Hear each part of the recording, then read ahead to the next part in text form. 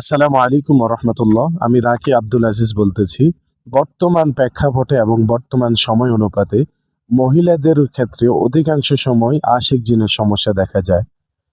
এই আশিক জিনের প্রভাবের কারণে আমাদের সমাজের মধ্যে অধিকাংশ পরিবারের মধ্যে ঝগড়া ফাসাদ লেগেই থাকে। যেমন আমি বলি, স্বামী স্ত্রী সামান্য কিছু কথা বললে দুই এক কথার মধ্যে তাদের মধ্যে ঝগড়া লেগে যায়। তারপরে স্বামী স্ত্রীর মধ্যে মিল মহাব্বত থাকে না। দূরে গেলে মহব্বত তৈরি হয়, কিন্তু কাছে আসলে হঠাৎ এমন কিছু অনুভব হয় বা এমন বিদ্বেষ তৈরি হয়, কেমন যেন একজন অপরজনের সাথে ঝগড়া করতেছে দীর্ঘ সময় পর্যন্ত। তো মহিলাদের ক্ষেত্রে এই আশিক জিনের প্রভাবটা হওয়ার প্রথম যে কারণটা, সেটি হচ্ছে আমলের ক্ষেত্রে মহিলারা দুর্বলতা দেখায়।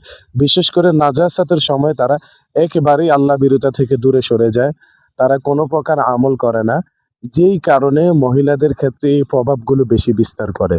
এই ক্ষেত্রে সমাধান হচ্ছে, যখন নাজাসাতের অবস্থায় থাকবেন, নাজাসাতের হালতে থাকবেন, তখন অবশ্যই ওয়াক্ত আসলে ওযু করবেন এবং সাইয়্যিদুল ইস্তিগফার সহকারে কিছু তাসবিহাত পাঠ করবেন, যেগুলোর মাধ্যমে আপনার ইবাদতের ধারাবাহিকতা জারি থাকবে এবং আশিক জিন আপনার উপর প্রভাব বিস্তার করতে পারবে না।